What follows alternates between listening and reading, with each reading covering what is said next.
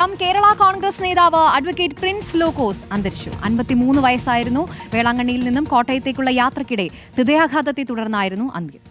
Akhil K നൽകും വിശദാംശങ്ങൾ. അഖിൽ, മരണ കാരണം എന്തായിരുന്നു? എങ്ങനെയാണ് സംസ്കാര ചടങ്ങുകളടക്കം തീരുമാനിച്ചിട്ടുണ്ടോ? റോഷിനി, ഇന്ന് രാവിലെയാണ് ഈ സംഭവം ഉണ്ടാകുന്നത്. വേളാങ്കണ്ണിയിൽ നിന്നും കോട്ടയത്തേക്ക് വരുന്നതിനിടയിൽ ഹൃദയാഘാതമാണ് ഈ മരണകാരണം എന്നാണ് അറിയുന്നത്. രാവിലെ 8:30 തന്നെ കോട്ടയത്തെ സ്വകാര്യ ആശുപത്രിയിൽ എത്തിക്കും. അതിനുശേഷമാണ് മറ്റ് മരണാനന്തര ചടങ്ങ് അടക്കമുള്ള കാര്യം തീരുമാനിക്കുക. കേരള കോൺഗ്രസ് ജോസഫ് വിഭാഗത്തിന്റെ പ്രധാനപ്പെട്ട നേതാക്കളിൽ ഒരാളാണ്. കാരണം കേരള ഉന്നതാധികാര സമിതി അംഗമാണ് ഏറ്റവും മരിച്ച പ്രിൻസ് എന്ന് പറയുന്നത്. ഒപ്പം തന്നെ പ്രിൻസ് ലോക്കോസ് കഴിഞ്ഞ തവണ, അതായത് 2021 നിയമസഭാ തെരഞ്ഞെടുപ്പിൽ മന്ത്രി VN വാസവനെതിരെ ഈ ഏറ്റുമാനൂരിൽ മത്സരിക്കുന്ന ഒരു സാഹചര്യം ഉണ്ടായിരുന്നു.